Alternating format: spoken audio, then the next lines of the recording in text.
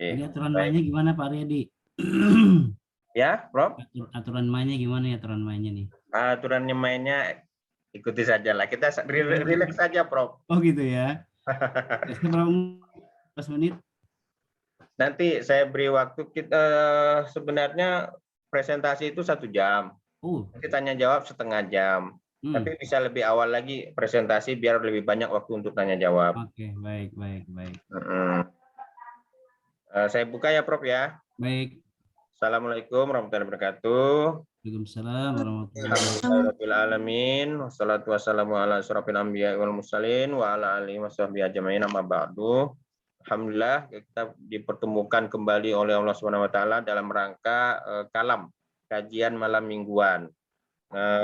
Hari ini sudah masuk kajian yang keberapa ya? Lupa saya. Yang keempat apa yang kelima gitu. Kelima, Pak. Oh ya. Oke. Saya mute ya biar nggak ribut nanti pas ada yang masuk. Yang co-host bisa unmute sendiri. Nah. Oke, saya teruskan.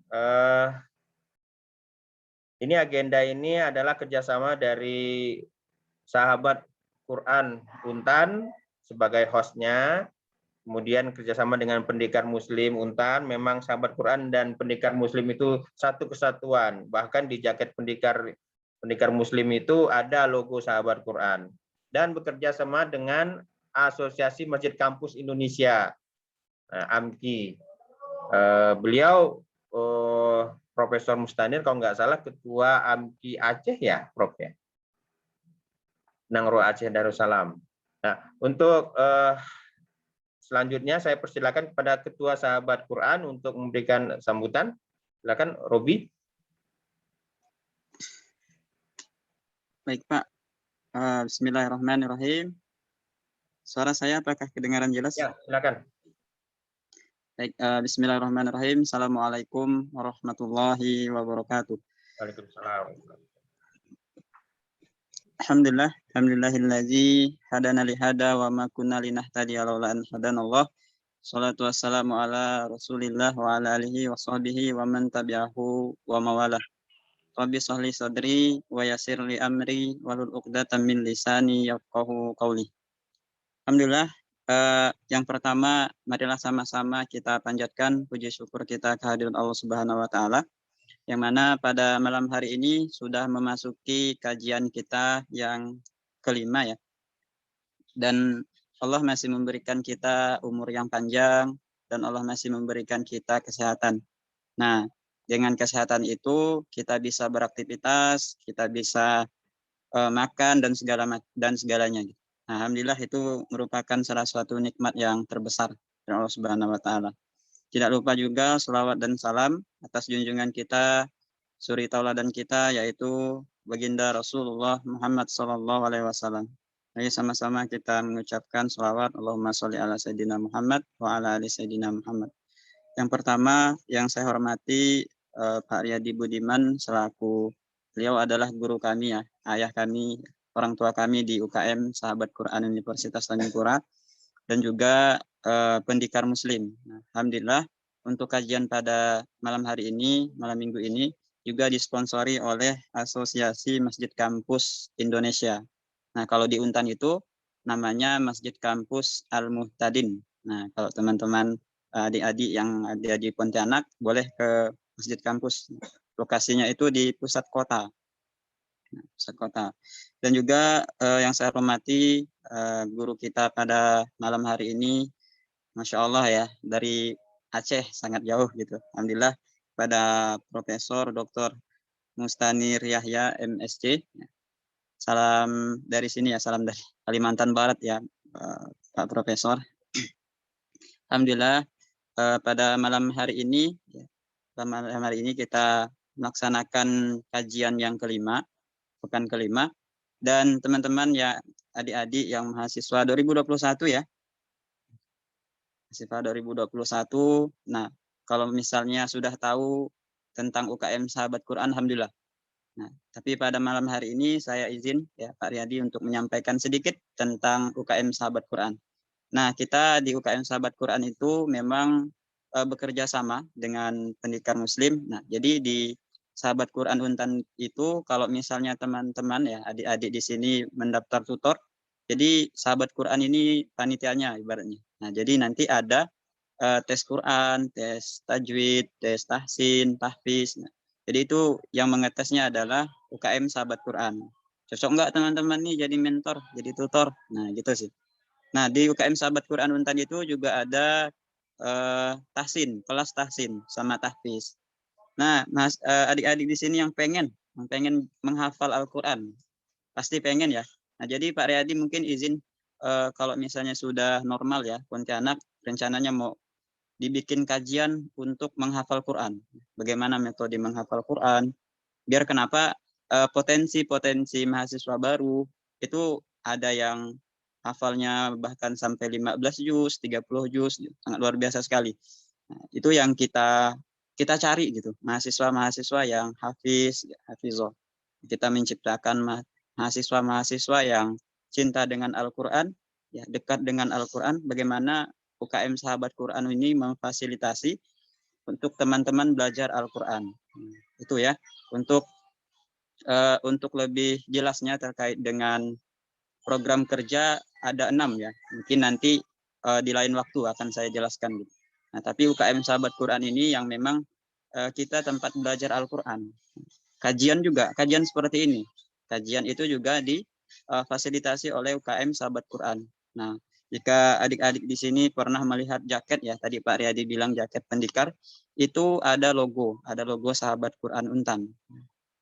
Di layar apa tuh? Layar Zoom. Nah, layar Zoom pun ada pendikar Muslim, Kampus Merdeka, mungkin ada juga organisasi Sahabat Quran. Nah, itu mungkin ke depannya kalau teman-teman adik-adik di sini yang ingin belajar Al-Quran, ingin tahu tentang organisasi Sahabat Quran, boleh hubungi saya juga boleh, ataupun Pak Riyadi juga boleh. Pak, bagaimana nih Pak ingin bergabung di Sahabat Quran? Nah, itu mungkin nanti boleh ya dihubungi saya dan Pak Riyadinya. Mungkin sekian yang bisa saya sampaikan. Kurang lebihnya saya mohon maaf. Mungkin setelah ini kita sama-sama dengarkan pemateri kita ya. Jika teman-teman ada adik-adik, silahkan bawa buku catatan apa yang perlu dicatat. Silahkan dicatat untuk mengambil manfaat ilmu dari Profesor Dr. Mustanir Yahya. Mungkin saya serahkan ke Pak Riyadi. Saya tutup. Billahi taufiq wal hidayah. Assalamualaikum warahmatullahi wabarakatuh. Waalaikumsalam warahmatullahi wabarakatuh. Nah, untuk menghemat waktu, saya persilakan kepada Profesor Mustanir Yahya untuk menyampaikan kajiannya. Silakan, Prof. Di-unmute. Bismillahirrahmanirrahim. Mohon izin Pak Riyadi.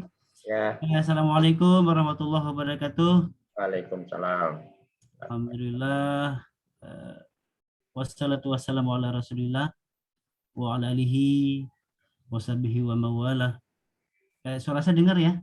Ya, jelas, Prof. Aduh, padahal saya di Aceh nih teman-teman, di Tanjung Pura. Dengar suara saya ya? Subhanallah, luar biasa nih, kuasa Allah. Senang, berbahagia sekali hari ini bisa ketemu dengan para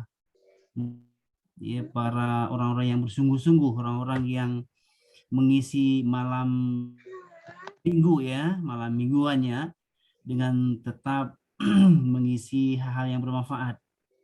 Ya, karena sungguh kita punya dua pilihan, cuma nggak ada ya, cuma dua pilihan. Kalau waktu-waktu itu tidak tentu hal yang bermanfaat, maka dia akan tergunakan kepada hal yang tidak bermanfaat. Ya, jadi cuma dua pilihannya. Nah, alhamdulillah kita dengan malam ini memilih pilihan yang tepat, insya Allah, yang kemudian mendekatkan diri kita kepada Allah. Kita syukur ini. Karena betapa banyak teman-teman kita yang lain, ya kadang-kadang juga kita terseret ke sana, itu menggunakan waktu-waktu untuk yang kurang bermanfaat, ya. Ada yang game, ya. Di sini di Aceh, di Tanjung Pura nggak ada tuh. Ya, ada yang ngenet, ada yang ngobrol, ada yang macam-macam lah ya, macam-macam yang kalau kita hitung-hitung, kalau kita tanya ngapain di sini, ada nggak manfaatnya, mereka nggak bisa jawab tuh ada nggak manfaatnya gitu ya. Nah, jadi ini satu kesyukuran yang luar biasa untuk kita ya. Nah, karena adik-adik sekalian, ini semua adik-adik lah ya, anak-anak adik-adik, ya, di antara yang ditanya oleh Allah nanti setelah kita meninggal, ya, kemana waktu itu digunakan, ya kan? Nah, kan kita ingin waktu-waktu yang kita gunakan itu adalah waktu-waktu yang bermanfaat, Pak ya. Baik, saya Mustanir, saya dosen, ya deh Pak Sulaiman juga nih, ya Pak Sulaiman itu ketua AMKI Aceh. Terima kasih Pak Sulaiman. Saya itu di Universitas Syah Kuala itu mengajar kimia. Ada nggak yang jurusan kimia di sini? Ada?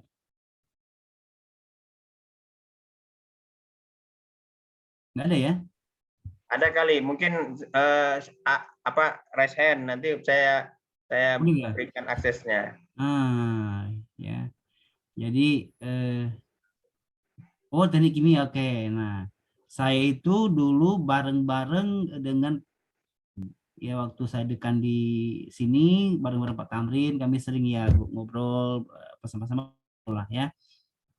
Jadi sudah sangat sepuh lah ya, sudah tua, bukan sepuh ya, sudah tua. Ya. Jadi saya akan cerita tentang kimia malam ini ya. Nah, karena saya bukan orang inilah ya. Nah, jadi saya kimia di ITS, S1 saya di ITS dulu ya. Ya, tahun 85. Ya, 85. Lahir ya. Ini filsafat.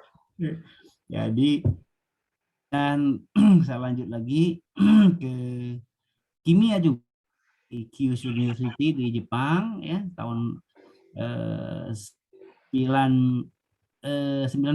ya 94 selesai 97 ya. Lanjut lagi tahun 2000 baru selesai S3 kimia juga di Jepang ya. Dan sekarang sehari-hari saya ngajar kimia. Nah, makanya mohon izin malam ini saya akan cerita tentang ya, kimia ya. Nah, judulnya ini nih judulnya. Nah, kelihatan ya. Sedang proses. Oke. Jadi mohon maaf kalau ada logo yang tidak muncul sih mohon maaf lah, tidak mewakili semua lah ya. Ya. Jadi logonya dianggap mewakili semua, nanti kalau perlu kita tambahkan lagi biar penuh itu logonya kan. Itu bagian dari kebersamaan kita. Nah, karena ini ada sahabat Quran, nah maka kita coba kaitkan bagaimana itu ada ayat-ayat Al-Quran, ya ada ayat-ayat Al-Quran. Nah, jadi ayat-ayat Al-Quran. Saya akan mulai dari ini nih, bahwa ya, ayat-ayat Al-Quran itu cerita tentang ya. Orang mengklasifikasi juga dengan berbagai cara.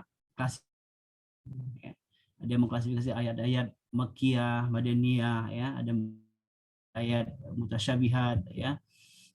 Kemudian, saya mencoba mengklasifikasi dengan ayat-ayat kauniyah dan ayat-ayat syariah, ya. Nah, dua klaster ini untuk memudahkan kita melihat ini, karena kita ingin bersahabat dengan Quran ini, ya.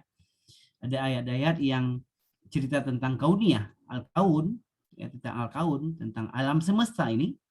Ada 800 ayat menurut sebuah literatur menyebutkan. Kemudian ada ayat syariah, ya, yang cerita tentang ibadah itu ada 40 ayat, ya. Kemudian ada 228 ayat cerita tentang muamalah. Artinya ayat-ayat kauniyah itu banyak sekali. Ayat kauniyah itu banyak sekali, ya. Ayat al-kaun, ayat yang cerita tentang alam, ya. Banyak sekali sampai 800 dibanding ayat syariah. Nah, ayat kauniyah pun ya itu kalau saya coba bagi ada yang cerita tentang makrokosmos, ya. Ada yang cerita tentang mikrokosmos, ya. Nah, gitu ya. Saya stop dulu di sini. Kita untuk melihat ya dari mikro sampai dengan makro ya. Oke ya. Saya kan ngajak kita melihat dari makro sampai dari mikro sampai dengan makro ya. Biar kita punya ini nanti untuk diskusi gitu. Ya. Kelihatan ya?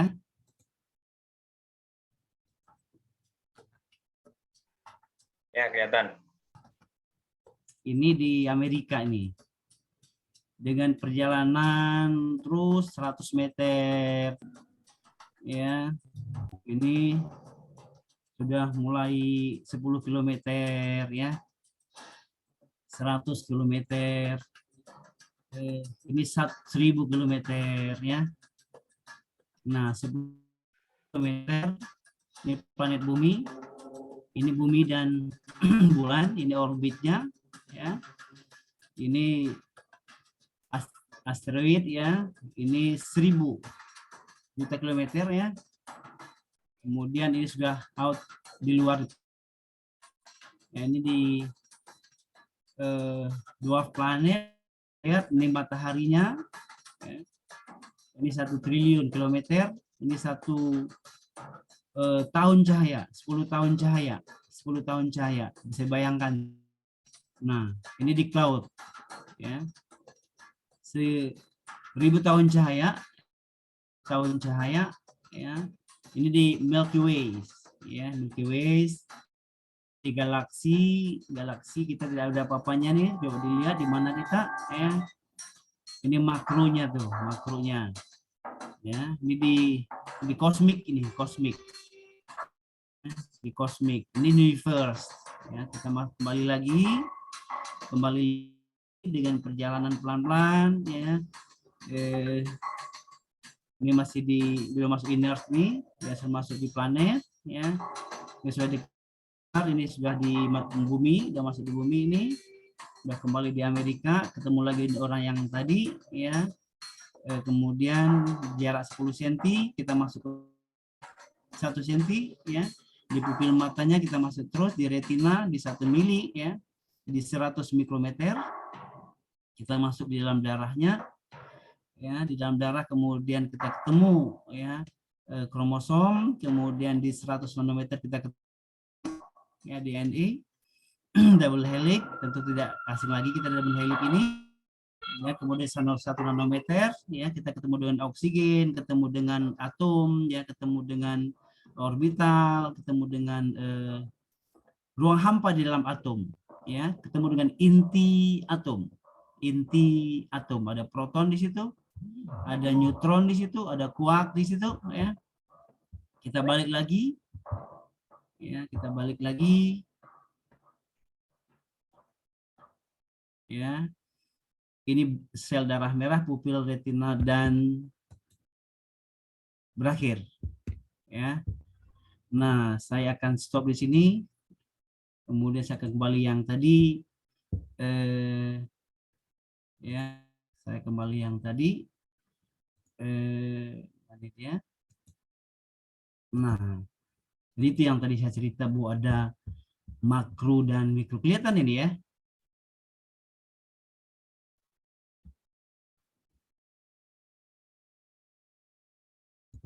Ya. Cerita tentang makro dan mikro.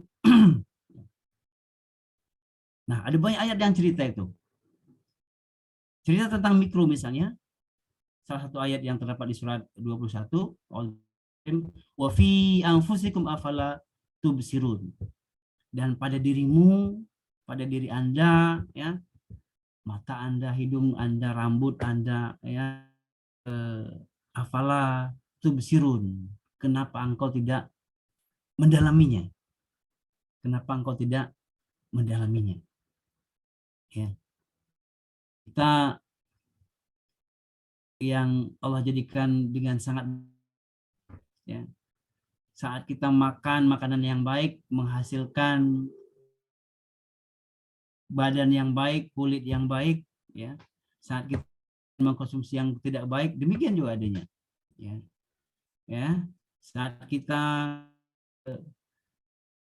punya pola hidup yang baik, kita akan hidup sehat. Saat kemudian kita punya pola hidup yang tidak sehat, maka juga akan menghasilkan yang tidak sehat. Ya, gitu dia. Ada banyak kajian itu pada diri kita itu banyak sekali hal-hal yang harus kita dalami. Ya, nah, ya di antaranya yang lain ini, di antara lain ini pada diri kita juga nih. Ya, di surat 21 juga. Ya. Wa min ayatihi an khalaqalakum min anfusikum azwaja. Ya. Jadi kata Allah, pada kita manusia itu dijanjikan kita itu pasangan. Nah, pasangan. Ini udah punya pasangan belum nih ya?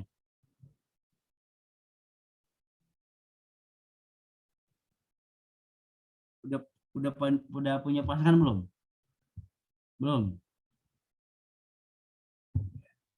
Kalau udah punya pasangan tinggal ngelapor ke Pak Riyadi nanti biar diresmikan. Jadi ada kita buat ini Pak Riyadi, nikah massal ya. Ini kegiatan para jomblo malam ini, Prof. Iya. Biar diresmikan biar nikah massal nanti ya.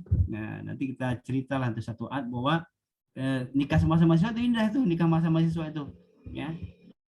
Ragu bahwa Allah menjadikan semua kita itu punya pasangan masing-masing, jadi nggak usah khawatir kehilangan pasangan ya. Nah, yang paling menarik di sini Allah menyebutkan yang pasangan kita seharusnya itu menjadi litaskunu ilahi, kita jadi nyaman gitu ya. Coba diperhatikan tuh, diperhatikan.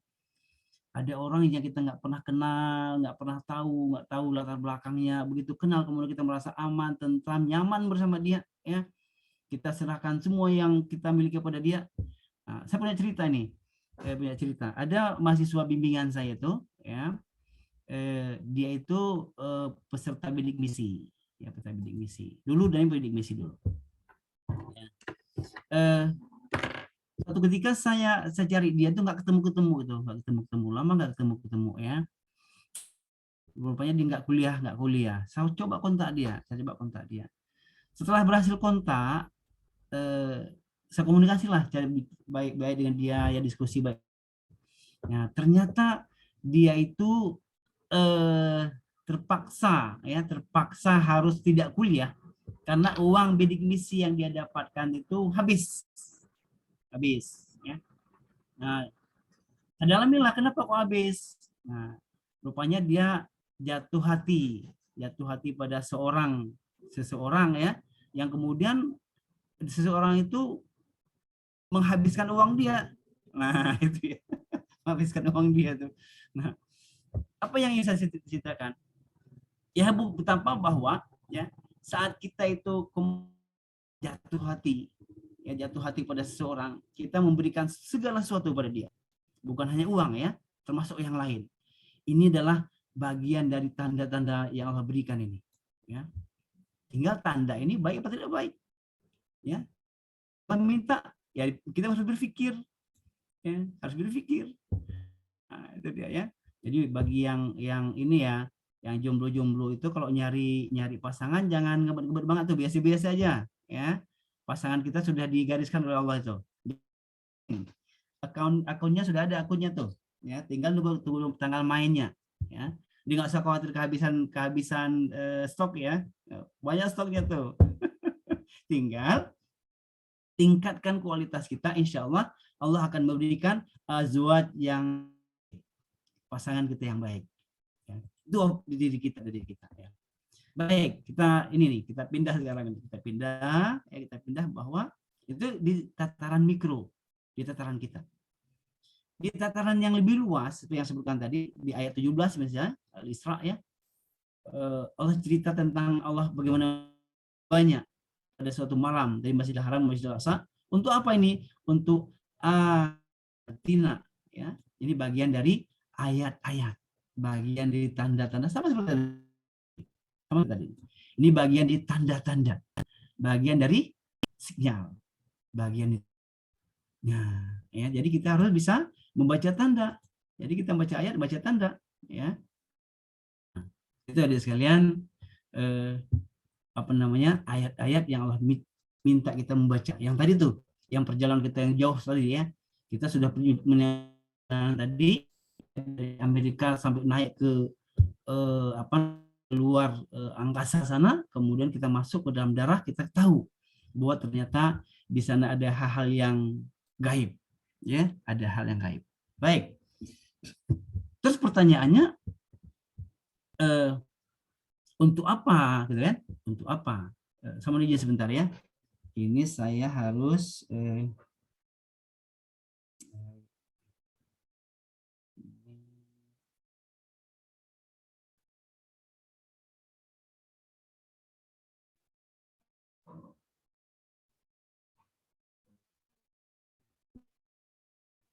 ya, oke, selesai. Nah, pertanyaannya, untuk apa kok banyak sekali ayat-ayat itu, ya?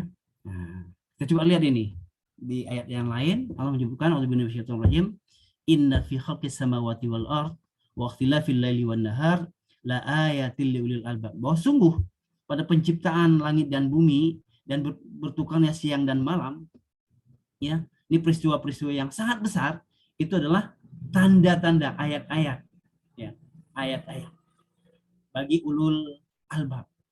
Nah, siapa ulul albab tuh? Mereka yang senantiasa melakukan zikir, ingat kepada Allah dalam posisi dia berdiri, ya, kemudian berbaring atau dia duduk, ya, kemudian mereka tafakur, ya, mereka tafakur. Tafakur itu apa? Berpikir ini, mikirin, dipikirin tuh. Ya Allah, hebat sekali Allah jadikan mata, nggak disuruh berkedip, tapi ngedip sekali. Ya Allah, luar biasa gitu ya. Bagaimana Allah menjadikan mulut kita ini sangat fleksibel ya.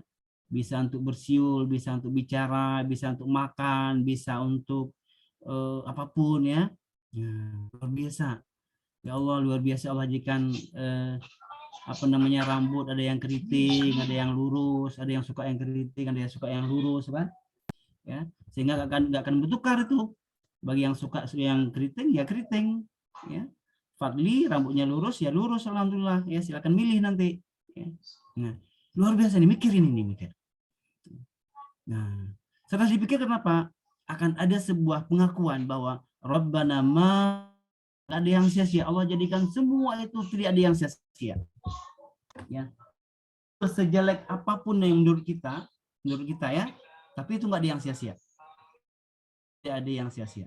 Nah, jadi ini yang harusnya kita dalami ya, sehingga akan muncul sebuah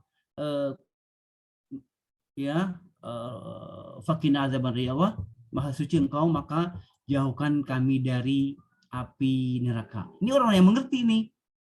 Orang yang mengerti. Nah, adik sekalian, kita hari ini yang di fakultas, yang fakultas pertanian, yang fakultas mesin nggak ada ya, teknik mesin, fakultas apapun, itu bagian dari upaya kita mengungkap, ya, mengungkap sunnatullah di balik ilmu kita masing-masing. Upaya kita bagaimana kemudian zikir, ya, upaya kita untuk bagaimana kemudian kan sebuah ungkapan bahwa Rabbana ma khalaqta hadza batila. Ya, sungguh di balik ciptaan yang luar biasa, sungguh di balik ilmu yang kita dalami ini ada banyak rahasia-rahasia yang kemudian kita akan mengakui bahwa betapa Allah itu sangat luar biasa. Baik. Nah, ini saya lewatkan nggak ya? Ini saya lewatkan aja lah. Ini mudah-mudahan sudah inilah setelah tercover ini. Saya ingin, nah ini kita masuk sini sekarang. Ini di surat Al-An'am.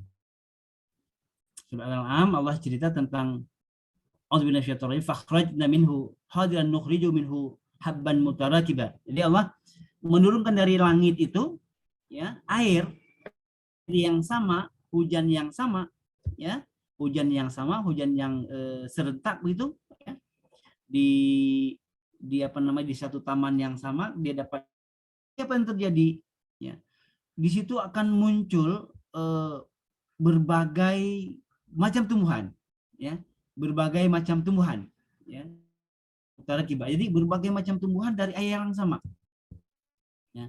Kemudian wa min nakhli min tirtaliha kinwanun, ya, namanya akan dikeluarkan tumbuhan-tumbuhan yang ada yang hijau ya, kemudian kami keluar taman yang hijau tuh butir yang banyak, ada mayangnya, ada yang mengurai, kemudian ada macam-macam di situ ya, ada macam-macam di situ ya, ada macam-macam di situ, ada yang sudah masuk waktu berbuah, ada yang sudah masak gitu ya. Nah, baik, saya lanjutkan lagi dengan ayat Fatir.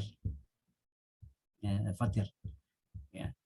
Alam tara. Nah, apakah kamu tidak melihat anallahu nazala minas sama'i ma'a fakhrajna thamaratin mukhtalifan alwanuha ya.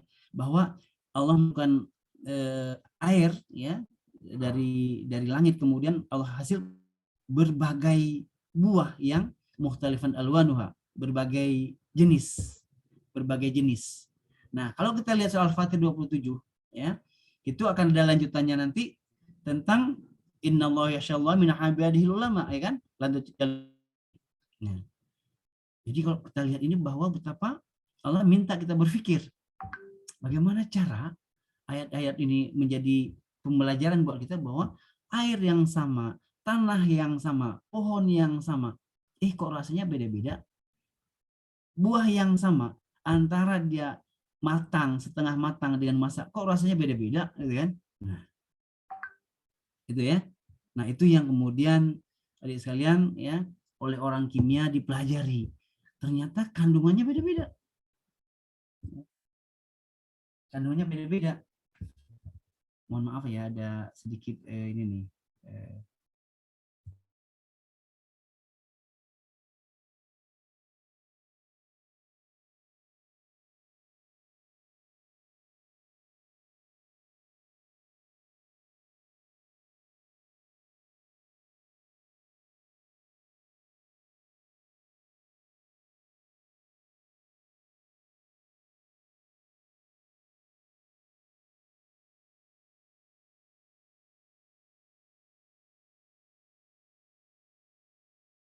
Maaf ya, kemudian ada cara yang paralel nih.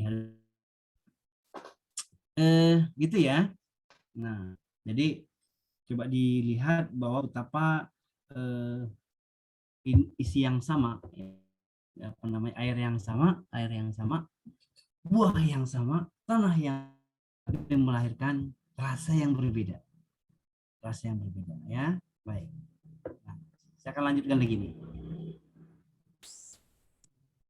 Nah, terus ngapain kok Allah itu repot-repot ya ngirim sampai 800 ayat yang cerita tentang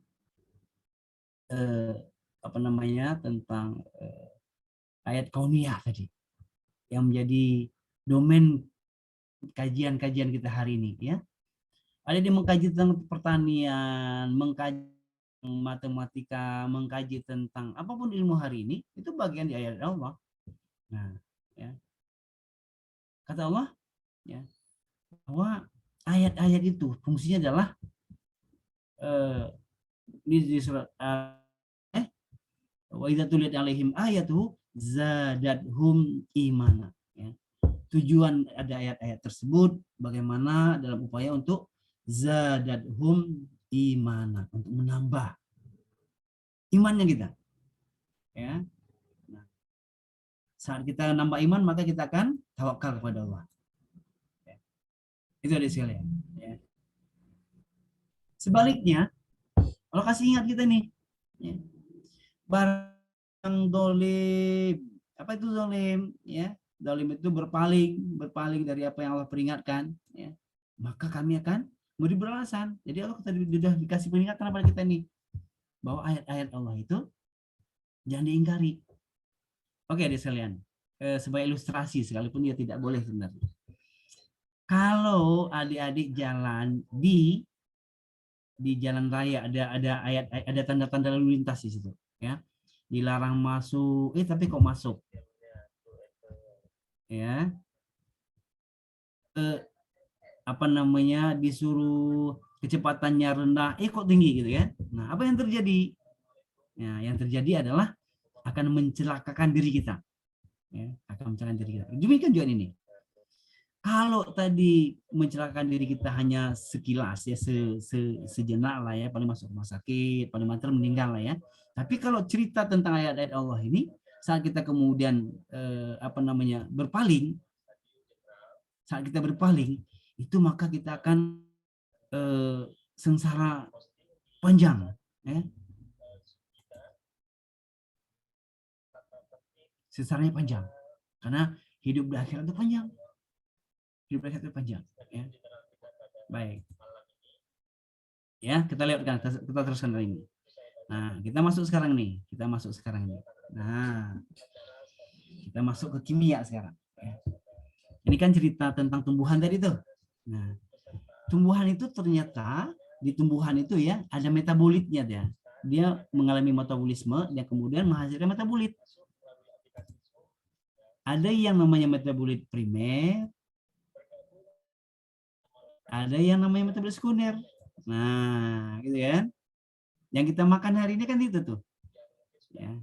Yang kita makan hari ini kan karbohidrat, itu yang di pohon-pohon itu kan itu metabolit primer. Ya. Nah, metabolit primer yang ada pada tumbuh-tumbuhan. Tapi ternyata tumbuh-tumbuhan juga punya metabolit sekunder.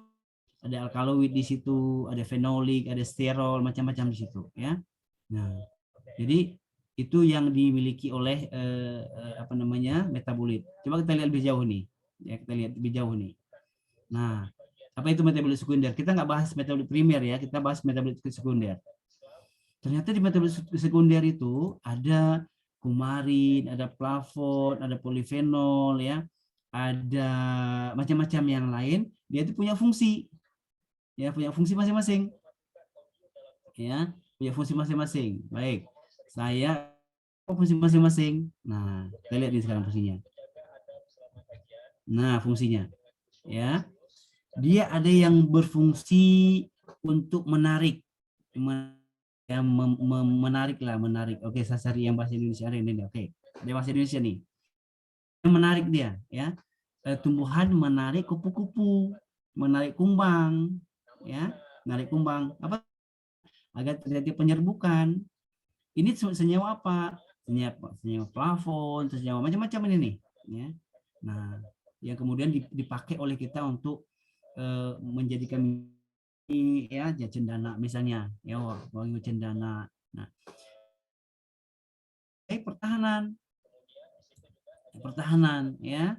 Nah, tumbuhan menjadikan ini pertahanan dari serangga, ya, pertahanan dari virus, ya. Nah, ditolak. Misalnya apa? Daun serih, ya, serih itu akan menyebabkan lalat menghindar atau menghindar, ya kan? Lavender gitu juga menyebabkan lamuk menghindar, lavender, ya, itu namanya penolak. Nah, yang kemudian diambil oleh manusia, diekstrak itu apa? Menjadi penghalang nyamuk. Jadilah, ya, ekstrak lavender, gitu kan? Nah, ada juga yang kemudian anti toksitas. Nah, diambil oleh manusia, diekstrak oleh manusia untuk menjadi apa? Obat antioksidan, anti kanker, anti kanker, obat herbal, ya kan? Nah, ada juga yang kemudian antivirus, ya, antivirus. Nah, diekstrak oleh manusia untuk kemudian dipakai antivirus, macam-macam tuh, berbagai fungsi metabolit sekunder pada tanaman yang kemudian dipakai oleh manusia, ya, dipakai oleh manusia. Nah,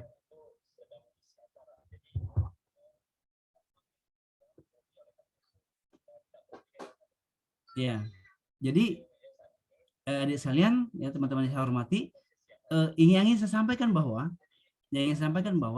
ternyata berbagai metabolit ini juga berbeda dalam kebun yang sama, berbeda dia, ya, kebun yang sama berbeda, atau tumbuhan yang sama beda daunnya, berbeda dia metabolit ini, ya, berbeda bagian tanaman berbeda dia, ya. Nah, oke, saya teruskan ini. Ini saya waktu sudah setengah jam, saya ingin mempercepat. Ini contohnya nih. Ini contohnya. Ya, contohnya adalah pada pakcoy, ya, pakcoy ini. Pak Choi ini berdasarkan hasil penelitian, yang penelitian itu bukan orang kita nih, orang-orang luar ini, orang luar. Kata beliau ini bahwa Pak Choi itu ada yang putih atau yang dia agak pucat, ya, dengan yang green itu berbeda warnanya, beda metabolit sekundernya. Bila metabolit sekundernya berbeda, maka dia akibatnya akan berbeda, khasiatnya berbeda, ya, khasiatnya berbeda. Nah, itu misalnya, ya. Nah, ternyata bukan hanya itu, ya. Ternyata bukan hanya itu. Kita pindah lagi yang lain. Ya, ini namanya sorghum. Ya, sorghum. Sorghum juga demikian. Sorghum ada yang warna yang macam-macam. Ini juga ternyata menyebabkan perbedaan dari kandungannya. Ya, kandungannya berbeda nih. Nah, jadi kandungannya berbeda sehingga hasil khasiatnya juga berbeda. Ya. Nah, ini namanya bengkuang. Bengkuang kuning dengan bengkuang yang violet itu memiliki beta sterol yang berbeda. Ininya juga berbeda, ya. Ini diteliti oleh Journal Science Food Agriculture, di pertanian, ya. Jadi adik sekalian bisa dibayangkan bahwa betapa luar biasanya Allah. Kalau tadi kan kita membaca ayat bahwa yang sama, ya, dikonsumsi oleh tanaman, kemudian tumbuh bermacam-macam tanaman, tapi ternyata tidak. Tanaman yang sama pun dia ternyata juga menghasilkan berbeda. Kenapa rasa berbeda? Kandungannya berbeda. Kandungannya berbeda. Nah, jadi ini sebuah hal yang luar biasa yang menjadi kajian kita bahwa subhanallah, ketentuan Allah, sunatullah, ya, bahwa saat kita kemudian konsumsi tanaman, sayur, buah-buahan, atau kita melihat warna yang berbeda, itu yakinlah di dalamnya akan punya konten yang berbeda, ya, punya metabolit sekunder, punya khasiat yang berbeda, punya, ya, farmakologi yang berbeda. Ini ada sekalian yang menjadi kajian kita bahwa luar biasanya Allah, ya, luar biasanya Allah yang ternyata banyak hal yang harus kita kaji, dan itu juga ayat-ayat Allah, bagian dari ayat Allah yang harusnya saat kita membaca ayat Allah maka muncul kekaguman kita, muncul zikir kita, ya, subhanallah. Kemudian kita akan berdoa, ya Allah, jauhkan kami dari api neraka. Kan itu yang kita bacakan tadi, ya. Itu ada sekalian mungkin pengantar diskusi kita hari ini, bahwa ini luar biasa, ada sahabat Quran, ada pendekar, ya, pendekar, ya, para pendekar ini, bagaimana kemudian dengan kita dekat dengan ayat Allah ini, ya, kita dekat dengan ayat Allah, kita akan kemudian bertambah keimanan kita, sehingga Allah akan dekat dengan, karena kita dekat dengan ayat-ayatnya, ya. Demikian pengantarnya Pak Aryadi. Silakan saya kembalikan ke Pak Aryadi. Assalamualaikum warahmatullahi wabarakatuh. Waalaikumsalam warahmatullahi wabarakatuh. Wah, menarik sekali ini kajiannya. Semoga ini memberikan kepada kita betapa berkuasanya Allah dengan ciptaannya. Jadi kita bisa mempelajari, kita bisa membaca, bisa mengamati hal-hal yang menarik yang Allah ciptakan. Itu tidak terjadi dengan sembarangan. Hal-hal ini bukan hal-hal yang tiba-tiba ada. Enggak, itu memang ciptaan Allah itu. Jangan dikira itu muncul dengan sendirinya. Nanti kalau kita anggap itu muncul dengan sendirinya, kita tidak masuk kategori orang yang beriman pada Allah. Wah, itu. Saya berikan kesempatan kepada adik-adik ini. Kalau ada yang mau bertanya, silakan raise hand, ya. Silakan raise hand kalau yang mau bertanya. Kok virtual background saya ganti ya? Sebentar, virtual background saya. Nah, ini dia, Amki. Oke, belum ada yang bertanya? Belum ada yang bertanya, ya? Kalau yang mau bertanya, raise hand, atau kalau malu raise hand, chatting. Chatting, kalau ada, belum ada nih, chattingnya belum ada juga. Oke. Ini Prof. Nah, kebetulan saya yang tanya nih. Mangga. Jadi apa namanya tentang DNA itu ya, Prof ya, tentang DNA. DNA itu kan bisa menemukan jejak identitas seseorang. Misalkan orang yang apa namanya itu, yang bayi tabung itu tuh, yang tidak diketahui. Kalau di luar negeri itu ada yang namanya apa namanya jual beli apa yang namanya sperma gitu ya, Prof ya. Nah Kromosom. itu apa namanya apa ciri-ciri dari induk jadi induk ya, apa kromosom laki-laki dan perempuan, laki-laki berarti kan bisa memberikan apa ya, Prof ya, apa namanya hasil. Tapi saya nggak tahu ini apakah ini berhasil atau tidak di dalam penciptaan manusia, karena ini eksperimen juga. Nah ini apa namanya bukan masalah peninjauan hukum Islamnya ya. Ini tentang ininya, Prof, tentang apa namanya keaslian ataupun hal yang muncul dari teknologi tersebut. Mungkin Prof bisa ceritakan tentang teknologi itu. Iya. Jadi mungkin yang perlu kita lihat ini ya, yang perlu kita lihat bahwa betapa Allah Subhanahu Wa Taala kekhasan ya, khas, spesifik, sangat apa namanya, biasanya kan kalau orang mencari mungkin ini, untuk yang binatang aja, Prof, kali lebih mudah kita mendiskusikannya. Kalau kepada orang itu udah bertentangan dengan hukum agama. Yang tentang binatang aja lah kali, Prof. Oke, baik. Jadi saya ingin cerita ini aja dalam aspek bahwa masing punya kekhasan DNA-nya. Khas dia. Jadi orang tahu bahwa ini anaknya siapa, keturunannya siapa, tahu. Kenapa? Kekhasan DNA-nya itu. Nah, jadi bagaimana DNA-nya kok bisa khas bahwa Riyadi nggak akan bertukar dengan anak yang lain, kan? Begitu juga saya, ini anaknya orang tua saya, nggak bertukar dengan orang lain. Itu yang paling mudah mungkin bisa dibayangkan, bahwa DNA itu punya ciri seperti barcode lah ya, seperti barcode. Nah, barcode barang A itu kan berbeda dengan barcode barang B, gitu ya. Kenapa? Urutannya itu beda tuh, urutannya beda. Nah, DNA juga demikian.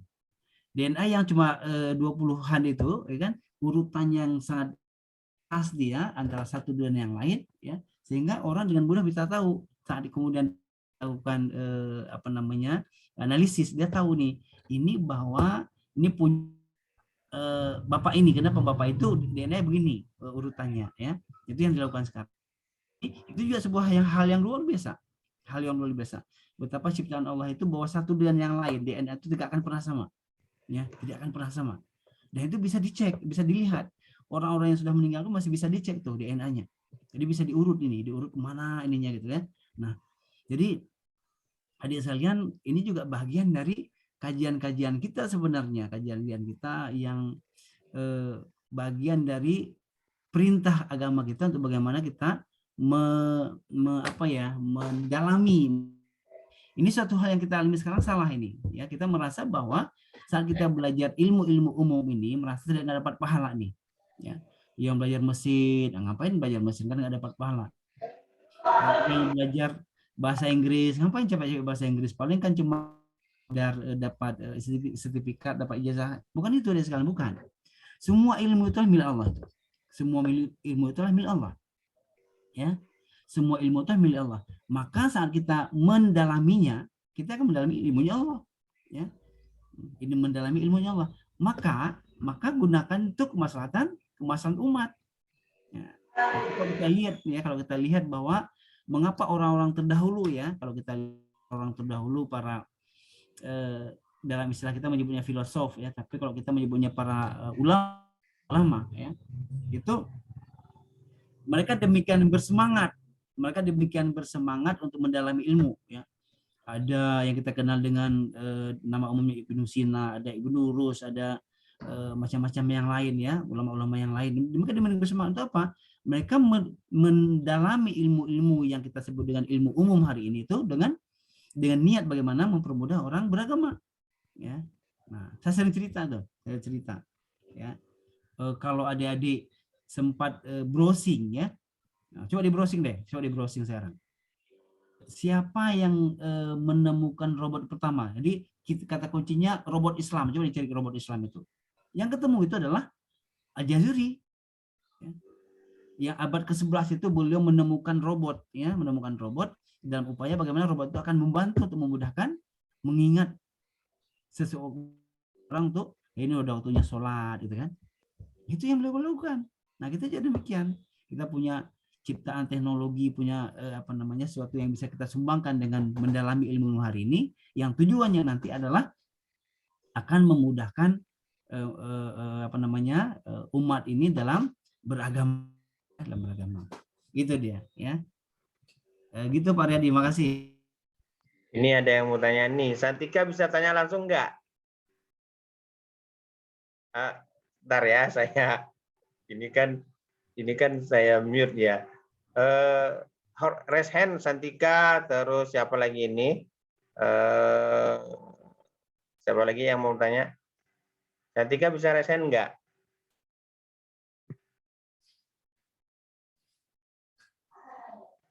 Assalamualaikum. Izin bertanya Pak, bagaimana bisa ilmuwan melakukan eksperimen hybrid antara manusia dan hewan? Waduh, pertanyaannya. Bagaimana? Bagaimana manusia dan hewan? Ilmuwan melakukan eksperimen hybrid antara manusia dan hewan? Apa ya maksudnya ya? Gimana maksudnya nih?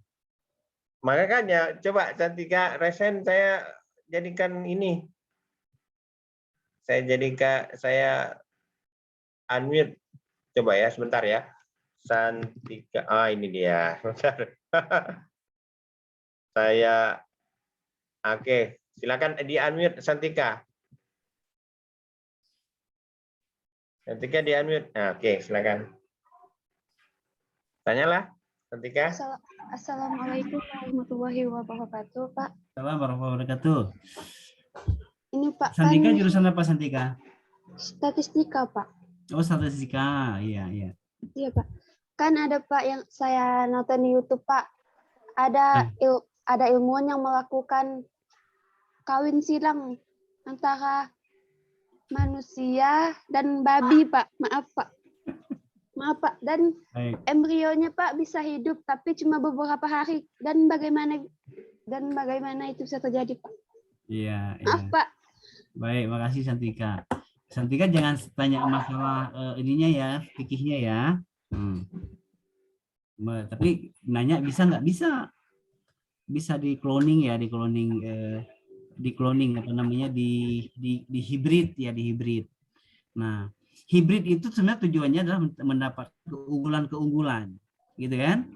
Mendapatkan keunggulan-keunggulan. Misalnya nih, orang pertanian, dan satu jenis padi yang dia banyak hasilnya tapi lama masa panennya. Di pihak lain ada jenis benih yang lain sedikit panennya tapi cepat masa panennya. Maka dihibridlah dia. Setelah dihibrid ya, di cloning, dapatlah padi yang kemudian masa panennya pendek dan banyak hasilnya gitu kan. Nah, itu ya demikian. Nah, ya. Cuma saya nggak tahu nih kalau dia menghibrid manusia dengan babi, maaf ya. Itu tujuannya apa gitu. Ya. Nah, tapi kalau dia menghibrid ya, mengkloning antara orang pinter dengan orang cantik, itu masih masuk akal. Sama-sama manusia. Ada manusia satu orang yang dia pintar sekali tapi wajahnya tidak cantik, ada satu manusia yang lain dia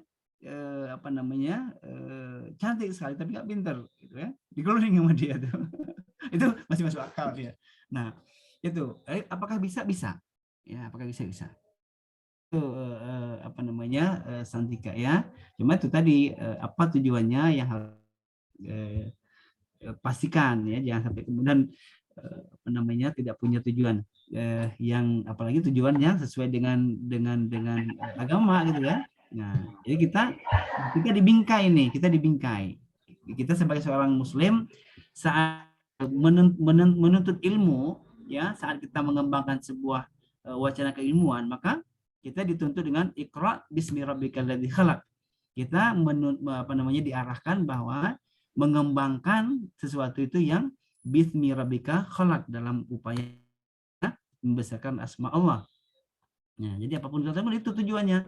Nah, jadi kalau tadi ada hibrid, boleh sih hibrid, kan boleh dilakukan sekarang ini, ya, menghibrid seperti yang saya sebutkan tadi itu, ya. Dulu adik pernah lihat telepon biasa ya, pernah ya? Telepon biasa kan tidak punya sangat tidak praktis, ya, tidak praktis. Kemudian dihibridlah oleh orang bagaimana telepon itu dihibrid, ya, dihibrid dengan laptop, ya, jadilah HP, ya. Itu kan hasil hibridnya itu, hasil hibridnya. Nah, jadi harus punya tujuan yang jelas akan menghibrid sesuatu, bukan hanya sekedar dia coba-coba, tapi ada suatu tujuan yang seperti yang saya sebutkan tadi itu, untuk mendapatkan bibit unggul, ya, atau mendapatkan sesuatu yang misalnya ini ada tumbuhan yang dia tidak tahan panas, ya, tapi ada tumbuhan lain yang tahan panas, dihibrid, ya, sehingga lahirlah tumbuhan yang tahan panas. Nah, itulah modelnya, kan. Nah, itu menjadi boleh dia, ya. Itu ya Santika, ya. Tapi yang kita bahwa ilmu apapun yang kita dalami malam ini, ilmu apapun yang kita dalami sekarang sebagai mahasiswa, itu harus kita yakini itu kan dapat pahala. Dengan niat bahwa ilmu yang akan kita kembangkan itu adalah untuk bagaimana memudahkan umat manusia mengabdikan beribadah, ya. Nah, makanya orang dulu menciptakan pesawat. Kenapa? Pesawat itu diperlukan untuk pergi haji. Dia menciptakan kan air untuk apa? Untuk memudahkan orang ambil wudhu, ya. Nah, jadi seharusnya kan dalam beragama itu kan perlu bantuan teknologi, ya. Untuk memudahkan gosok gigi, kan nggak mungkin kita kemana-mana bawa siwak gitu kan. Itu ada sikat gigi dan pasta gigi gitu kan. Nah, hal ini yang mendorong kita untuk bagaimana menekuni, ya, berbagai ilmu hari ini, termasuk ini ilmu matematik, ya. Kalau kita baca dari pengembang matematik, ya, algoritma itu dia matematik yang dikembangkan itu juga tujuannya memudahkan orang dalam beribadah, ya, menemukan sudut. Kalau kita lihat sholat itu kan berbasiskan waktu matahari, ya kan, jadi ya sebelum terbit matahari, kemudian duha setelah naik matahari, zuhur setelah beliau condong, asar setelah dia tergelincir, macam-macam yang lain. Itu kan sudut sebenarnya, kan sudut, ya. Jadi cerita tentang sudut, jadi tentang geometri. Nah, itu yang dikembangkan oleh para ilmuwan dulu yang harusnya juga kita warisi. Jadi kita menuntut ilmu itu bukan hanya untuk sekedar selembar ijazah, tidak, tapi untuk bagaimana kita mendalami ilmu tertentu yang kemudian kita niatkan bahwa bagaimana kita akan expert, ya, akan ahli dalam bidang ilmu itu, kemudian kita akan mengembangkan demi kemaslahatan lah, ya, kemaslahatan umat manusia, secara khusus adalah umat Islam yang terbanyak hari ini lah, ya. Wallahu a'lam bishawab, ya Santika, ya. Selanjutnya Yeli Kurniasari. Ya, silakan di unmute, tanya. Baik, Assalamualaikum warahmatullahi wabarakatuh, Pak. Silakan Yeli. Yeli jurusan apa, Yeli? Kurniasari, saya dari Prodi Hubungan Internasional, Pak. Oh, subhanallah, luar biasa, ya. Saya izin bertanya, Pak, mengenai materi atau kajian kita pada malam hari ini. Buat sekarang teknologi itu sudah berkembang sangat pesat, bahkan di dunia kedokteran, di dunia kesehatan pun. Nah, yang saya tanyakan di sini itu mengenai program keluarga berencana, Pak. Kalau dalam pandangan Islam, kalau kita bisa kaji, itu bagaimana, Pak, hukumnya? Terima kasih. Hukum Islam, saya bukan ahli syariah nih. ya. Tapi merencanakan keluarga harus. Yeli sekarang usianya berapa, Yeli? Sekarang 19. Oke, 19. Jadi Yeli harus merencanakan keluarganya. Ini nanti usia 21 tahun Yeli menikah dengan seseorang gitu kan. Setelah menikah nanti punya anak berapa, kapan punya anaknya, kapan kerjanya, kapan mengembangkan karirnya sebagai seorang ahli internasional gitu kan. Nah, semua direncanakan, itu sudah direncanakan agar kita sukses dalam keluarga, sukses dalam studi, sukses sebagai anak, sukses sebagai profesional. Ya, itu direncanakan dia. Jadi tidak kemudian tidak punya prioritas, nggak punya prioritas. Nah, misalnya apa misalnya? Misalnya lagi kuliah sekarang malah pacaran, ya. Nah, nggak di sini nih, di tempat lain nih. Lagi kuliah pacaran dia, disuruh keluarga nggak mau, disuruh nikah nggak mau, ya kan? Padahal waktunya sekarang waktu sekolah, fokus sekolah seharusnya. Nanti setelah sekolah silakan menikah. Setelah menikah silakan pacaran, gitu kan? Itu dia. Jadi, nah ini yang saya maksud, bahwa semua itu harus direncanakan. Jangan waktu kuliah malah pacaran, waktu nikah, setelah nikah malah nggak pacaran lagi, gitu kan? Nah, itu ya, Li. Jadi merencanakan keluarga suatu hal yang harus. Kita sukses dalam keluarga, sukses berkarir, dan kita bisa terhadap masyarakat secara umum. Itu ya, Li ya. Boleh nggak begitu? Kalau saya pacaran setelah nikah, Prof. Betul. Jadi makanya kita sampaikan ke adik-adik ini sekarang prioritasnya sekolah dulu, jangan pacaran dulu. Setelah sekolah nikah baru pacaran nanti. Nah, ya itu indah itu. Dia semuanya indah pada waktunya ya. Nah, kalau sekarang pacaran, gimana pacaran ini? Kita sibuk kuliah kan?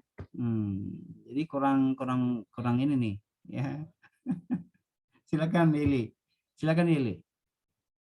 Jadi mau nambahkan ya, silakan.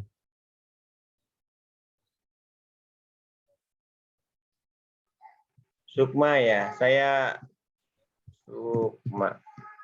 Oke, silakan di unmute. Sukma yang mana nih? Sukma Miranda atau Sukma? Sukma Miranda, Pak. Oke, silakan di unmute. Assalamualaikum, perkenalkan nama saya Sukma Miranda. Saya dari Prodi Fisika. Saya ingin bertanya mengenai hukum cloning yang lagi tren di dunia, yaitu di mana perempuan dapat menghasilkan sel telur tanpa melalui pernikahan atau hubungan seperti itu, Pak. Maaf, Pak, sebelumnya. Iya. Islam, Pak, memandang hal sekian dan terima kasih. Iya. Nah, ini banyak kajian-kajian fikih nih ya, kajian fikih. Seperti yang saya bilang tadi, boleh nggak cloning? Boleh cloning tuh, boleh. Tapi harus memperhatikan tentuannya, ya.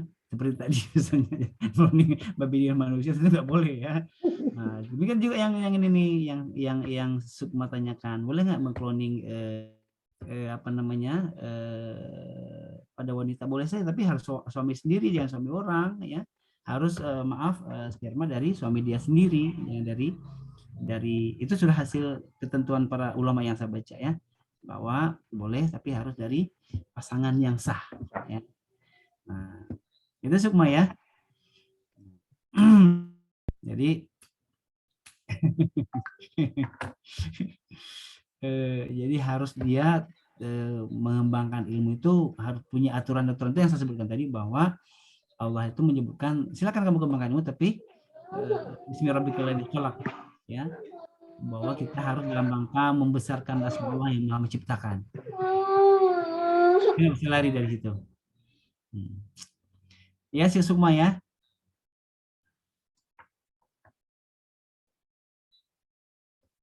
Luar biasa nih. Ayo, siapa lagi? Ada yang mau tanya nggak? Kalau tanya catat atau raise hand bisa, silakan. Ini nggak ada orang kimia di sini ya. Tadi ada pendidikan kimia dan teknik kimia ya. Nah, tahu masih ada nggak orangnya yang dari pendidikan kimia, teknik kimia nih?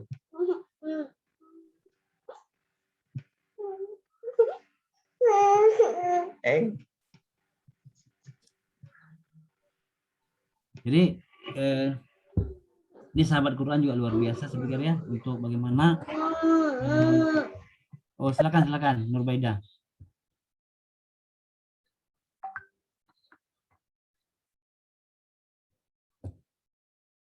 Silakan Nurbaida.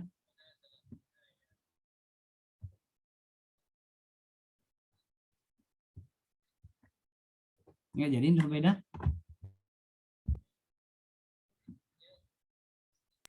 Ya, silakan di unmute Nurbaida di unmute.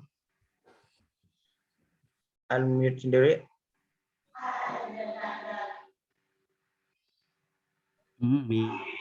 Ya, mengenai pertanyaan saya tadi.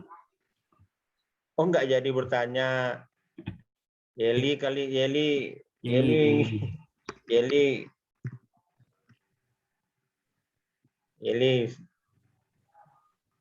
Apa ini Yeli?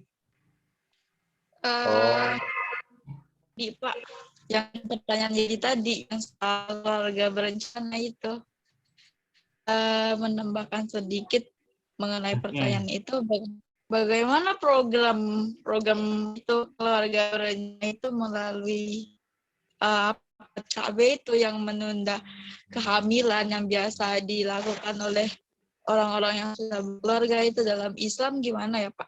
Apa hukumnya gitu? Kita kan penasaran gitu. Gitu ya. Jadi pertanyaannya bagaimana menunda Iya. kehamilan ya? Iya, dalam hukum Islam. Iya, itu hukumnya ya tetap 5 itu mulai dari boleh sampai dengan haram, boleh mulai dari wajib sampai masing-masing haram. dengan alasannya masing-masing itu, Prof. Alasan masing-masing. Jadi tidak bisa disamaratakan dia ya. Jadi harus lihat kasus per kasus. Yeli ya, misalnya Yeli sekarang nikah nih, ya lagi semasa kuliah nikah gitu kan. Nah, tapi agar selesai kuliah mungkin nggak usah punya turunan dulu, ditunda dulu, ya kan? Ditunda dulu sampai selesai kuliah gitu kan, terfokus kuliah. Ya. Kan itu. Dulu waktu saya masih ada berapa yang gitu? Ada beberapa kawan yang begitu dia kuliah, nikah ya, tapi nggak punya turunan dulu, fokus kuliah dulu. Nah, terus kok nikah? Ya untuk sama-sama saling menjaga daripada pacaran belum nikah kan lebih bagus nikah pacaran kan. Nah, jadi dan banyak ininya coba sekarang nih kalau ada yang pacaran tinggal sendiri-sendiri kan ongkosnya berat ya kan. Nah, tapi kalau nikah dulu kemudian tinggal sama-sama kan jadi lebih murah deh kan. Nah, apa namanya, piringnya bisa sepiring berdua, pancinya bisa satu panci berdua gitu kan, handuknya satu berdua, jadi lebih irit dia. Nah, ya, cuma nggak usah punya keturunan dulu itu kali mungkin. Jadi keluarga berencana itu dia. Jadi hukumnya bisa macam-macam, sangat tergantung dengan kasus demi kasus lah ya, tidak bisa dibuat general gitu. Gitu ya Li. Pak, terima kasih. Ya, ada tanya lagi? Bagus. Ada yang bertanya? Ini pada diam-diam nih mikir apa ya? Kalau belajar itu tuh mikir gitu. Habis mikir nanya gitu. Kira-kira gini gimana ya? Ini gimana? Itu yang ditanyakan. Itu baru namanya belajar. Kalau enggak yang kayak ini nonton namanya. Kayak nonton bioskop. Oh gitu. Nggak banyak mikirnya. Kalau kuliah juga harus seperti itu. Ini depan kita ada profesor nih. Bagaimana profesor bisa dapat gelar? Nah, banyak nanya, banyak mikir. Prof, tolong dia di ini dikasih wejangan tuh adik-adik mahasiswa, Prof. Oke. Tadi sudah wejangan semua ini, termasuk wejangan jangan Jangan pacaran. dengan belajar, kaitannya dengan belajar sebagai mahasiswa baru atau mahasiswa. Iya. Ini semester berapa ini? Nah, baru nih, Prof. Oh, Atau baru. mentor-mentornya juga. Oh, Paling Masya mentor Allah, ada subhanallah. beberapa, lebih banyak anak barunya. Iya, iya, iya, iya. Jadi tadi maaf, tadi saya bolak-balik cerita tentang dua hal yang saya pesan agar menjaga waktu, ya, menjaga waktu. Terus yang kedua pesan saya adalah kan usia-usia kalian itu usia-usia ini ya, mencari teman, termasuk mencari teman lawan jenis ya, yang kemudian kadang-kadang terseret ke dalam yang disebut dengan pacaran. Ya memang sudah kodratnya begitu ya, kalau kalian nomor pasti dia yang laki suka pada yang perempuan, yang perempuan suka pada yang laki, itu normalnya begitu dia ya. Justru nggak normal kalau yang laki suka pada yang laki, itu ada juga sekarang terjadi itu ya, LGBT ya, itu nggak normal. Tapi kalau kemudian yang laki suka pada perempuan suka pada yang itu normal itu ya, kalian patut syukuri bahwa kalian termasuk orang-orang yang normal. Ya, cuma mensyukurinya itu kemudian harus dibingkai ya, Fis ya, dibingkai dia. Dibingkai dengan apa? Ya tunda dulu keinginannya, sekolah dulu. Siap tadi ya silakan nikah dulu kemudian baru pacaran. Nah, ya itu yang kedua. Yang ketiga, yang tadi saya coba dorong juga, bagaimana kita menuntut ilmu itu niatnya harus jelas, ya. Niatnya harus jelas. Niatnya bukan sekedar dapat sertifikat, bukan, dapat ijazah, bukan, ya.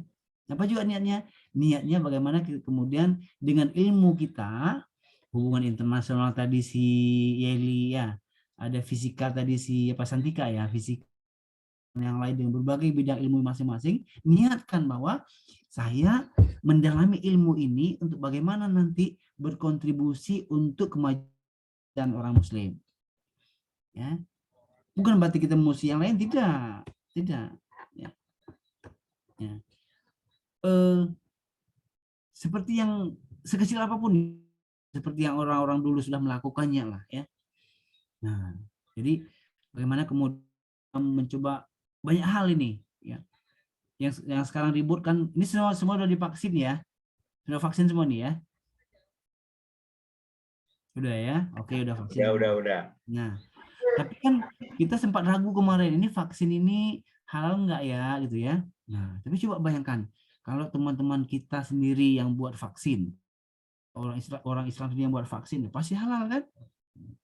Kan nggak ada pertanyaan begitu kan?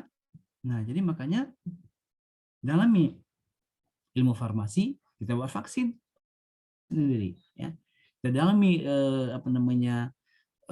ilmu-ilmu tertentu, hubungan internasional tadi misalnya tuh ya, hubungan internasional, bagaimana dengan hubungan internasional itu kita bisa membawa bahwa Islam itu bukan seperti yang digambarkan, Islam itu terbelakang, teroris, Islam itu hal-hal yang negatif dengan stigma-stigma yang tidak baik, nggak demikian ya. Tapi dengan kemampuan melakukan komunikasi yang baik ya, orang-orang hubungan internasional itu bisa memberikan gambaran bahwa Islam itu indah, Islam itu aman, damai ya. Nah, itu dia tuh. Niatnya begitu tuh. Sehingga hari-hari yang kita lewatkan untuk kuliah dapat pahala. Ya kan? Semangat kuliah pun jadi tambah. Kenapa? Bukan hanya untuk sekedar dapat gelar, bukan. Tapi ini bagian dari keinginan kita untuk memposisikan diri agar siap berkontribusi dalam pembangunan umat Islam atau umat manusia ya. Nah, karena kita juga kata Rasulullah, khairukum ya, khairukum, sebaik-baik kamu. Siapa itu yang paling banyak manfaatnya untuk umat manusia, gitu kan? Jadi kalau kita kemudian punya hasil karya yang dimanfaatkan oleh orang lain, itu kan dapat pahala banyak. Ya, jadi didorong ya dengan berbagai bidang ilmu yang kita miliki hari ini ya. Ada yang elektro, saya lihat nih kan, ada elektro yang luar biasa nih ya, lengkap di sini nih. Nah, ada 9 fakultas, Prof. Oh ya, ada hukum, ekonomi, pertanian, teknik, fisip, FKIP, MIPA, kehutanan, kedokteran. Ya. Jadi itu ada dari informatika nggak? Informatika hadir nggak? Nggak ada ya. Coba bayangkan sekarang nih, kita kan banyak sekali sekarang dipaksa nonton film-film animasi dari luar kan, Korea, Jepang kan. Nah, tapi kalau teman-teman dari apa namanya informatika lah diantaranya ya, itu bisa mendesain animasi dengan film-film Islam kan, luar biasa kan? Bagaimana cara sholat yang benar, wah itu ada animasinya. Kemudian karena dia aktif di Sahabat Quran, dia membuat program bagaimana cara mengucapkan yang benar, bagaimana mulutnya, ada programnya tuh, wah kan luar biasa tuh kan, karena posisi mulut mengucapkan shot yang benar gitu kan. Nah itu ada gambarnya tuh, ada animasinya, kan luar biasa ya kan. Nah, jadi ilmu-ilmu praktis tapi akan membantu orang memudahkan dalam beragama. Ya simpel aja deh ya, simpel aja yang kita coba kontribusikan sehingga memang kehadiran kita jadi bermanfaat gitu. Wallahu a'lam bishawab. Oke, baiklah Prof. Sudah jam 9 lewat kita. Saya pikir ini sudah waktunya, jangan terlalu lama. Adik-adik, biasanya saya kalau jam 9 sudah tidur saya nih, biar bisa bangun lebih awal lagi. Amin. Nah, baiklah, alhamdulillah hari ini setelah kita ikuti kajian dari Prof. Mustanir Yahya dari Aceh ya. Semoga kita dapat mengambil hikmah, manfaatnya untuk kita, untuk agama, untuk bangsa dan negara. Kita tutup ya. Kita tutup dengan doa, dengan hamdalah dan doa kafaratul majelis. Alhamdulillahirabbil alamin. Subhanakallahumma wa bihamdika asyhadu an la ilaha illa anta astaghfiruka wa atubu ilaik. Saya ucapkan assalamualaikum warahmatullahi wabarakatuh. Assalamualaikum warahmatullahi wabarakatuh. Terima kasih Pak Riyadi, terima kasih adik semua Ya. ya. Mohon izin, mohon pamit. Saya kasih Prof. Sama-sama. Matikan stop record.